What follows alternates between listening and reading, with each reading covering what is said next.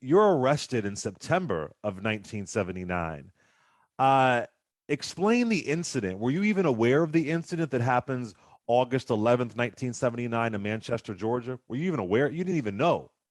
I hadn't heard about it. I hadn't. The only time I heard about that the incident was when I was arrested in a small town above Atlanta, Georgia, named Decorah, called Decorah.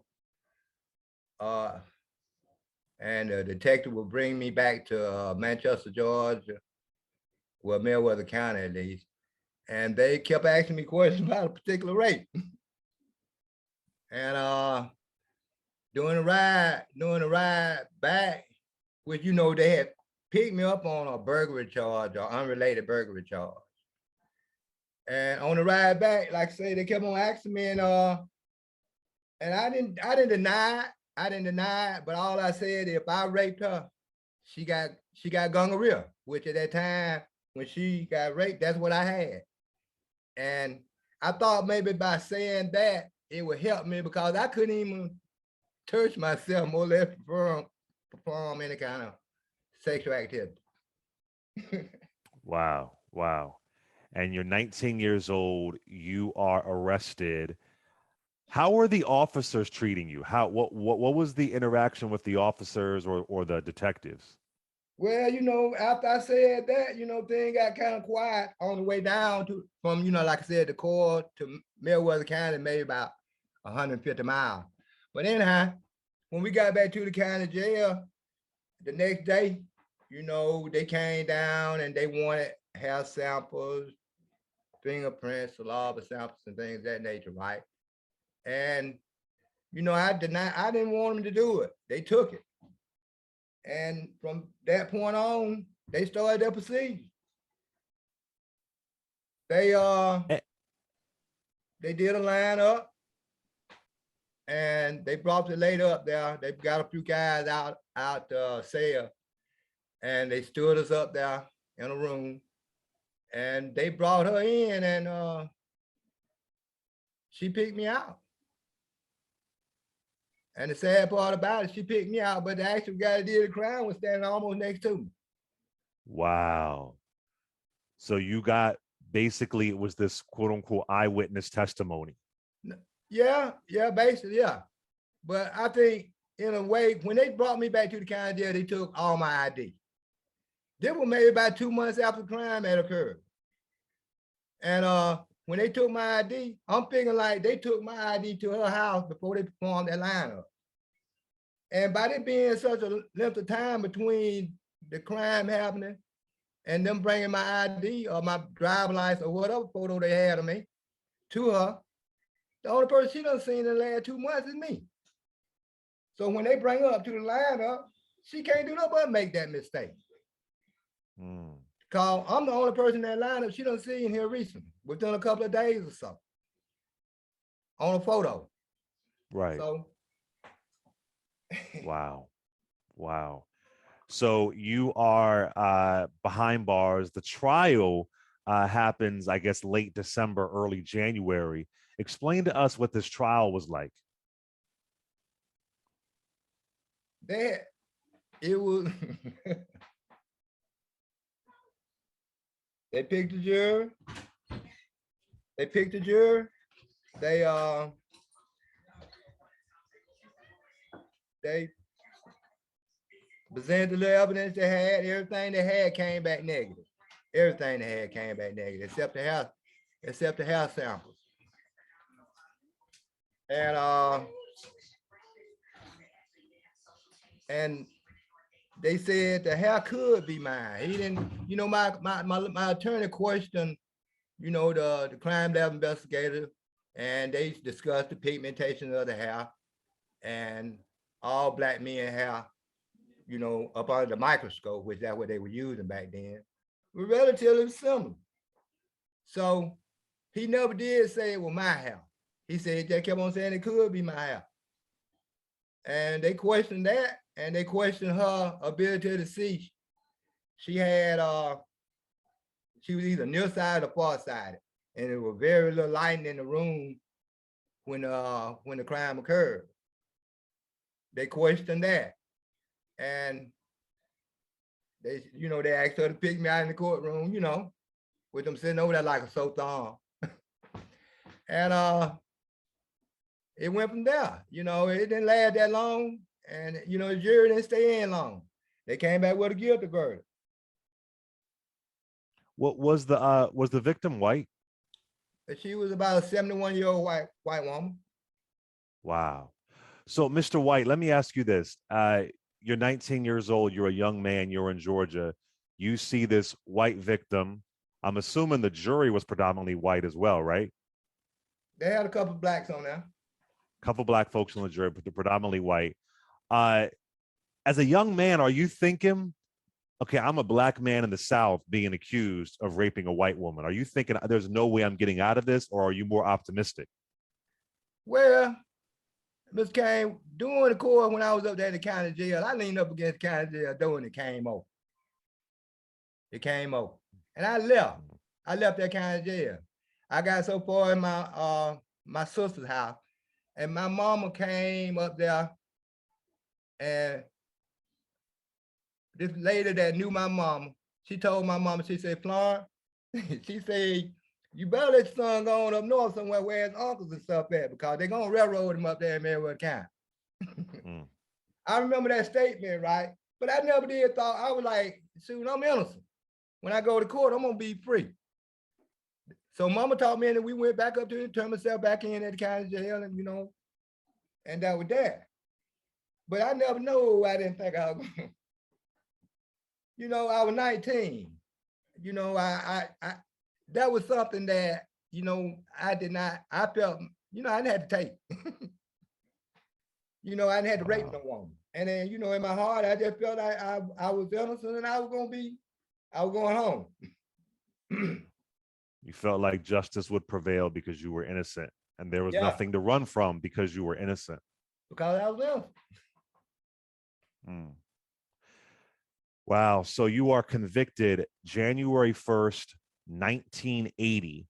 You are sentenced with life plus 60. Let me ask you this, Mr. White.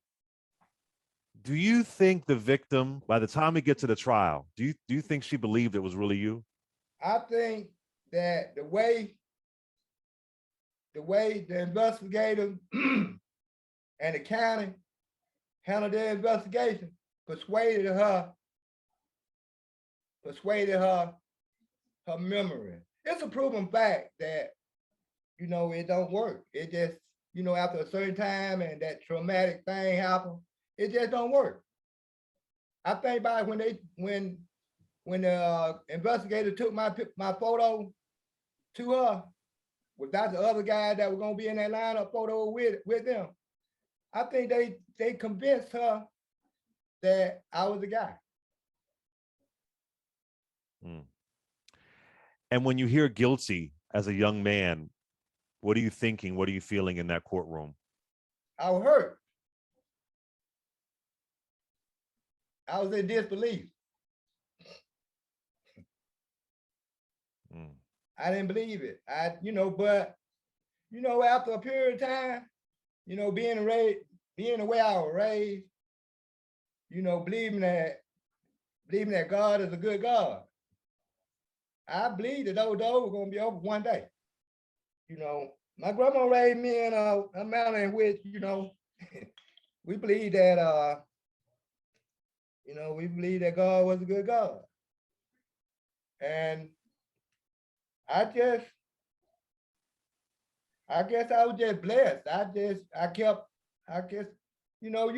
had those moments, when you get depressed and you thought it wasn't gonna never end. But I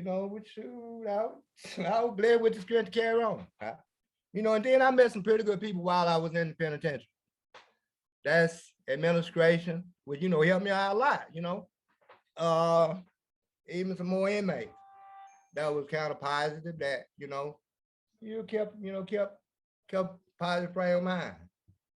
So tell us. I mean, obviously, you're wrongfully convicted. It's horrible eyewitness testimony. But how do you finally get released? What does the Innocence Project do to ensure that you are officially exonerated? I don't know the exact year that the Georgia Enterprise formed the organization, but you know, they were reaching out. They were reaching out trying to contact people that was incarcerated here in the state of Georgia with some type of biological offense. Because back then, you know, basically that was all they was accepting back then, something dealing with some type of biological evidence. And they reached out. You know, they had a group of interns from area colleges, you know, interning there, and they reached out, and I responded, and you know, everything it took off. It was one particular intern that when he got a chance to read my transcript, it piqued his interest to the point that he just he sunk his teeth into it, man. He went at it, and he found what he was looking for. He found the only thing that was left available, and which was the best thing that could have been. They had destroyed all the other evidence except some hair sample that was on a slide that they put in a file folder other than putting it back in the evidence box. And he found it. Wow. And it went from there, you know, they a great organization, man. You know, I love them to death. Absolutely. Absolutely. You are officially released December 10th, 2007. You were also exonerated that same day. What was that day? And I believe I read that your mother met you right outside. Right outside. She was right there, correct? What was that day like? It was a good feeling. It was a good feeling. It was everything was happening so fast, you know what I'm saying? It was a good feeling. Wow. And Mr. White, you know, I speak to so many people every Wednesday. I do a story like this. I think about PTSD. I think about mental health after all this. That's a lot of years taken away from you. Right now, you're 63 years old, and you've been out, you know, for over a decade, obviously. But mentally, how have you been able? I mean, of course, your faith, but for some people, even that isn't enough. How have you been able to survive and get by and get through that trauma? You know, it's been it's sad to say, but most people would think, you know, being in an institution is a hard part. You know, but when I got out, I was pretty humble. I was humble. I was happy I was out, you know, and a lot of people were trying to embrace me and stuff. But when the world sunk in, it's been rough. You know, they recognize PSTD when a soldier come out of combat, you know, among constant threat of danger or something like that. But they don't recognize institutionalization or PSTD that we suffer from. Institutionalization is the most serious one of them, especially when you've been living on a schedule for so many years. It's hard to get away from that. and and I'm glad you brought this up.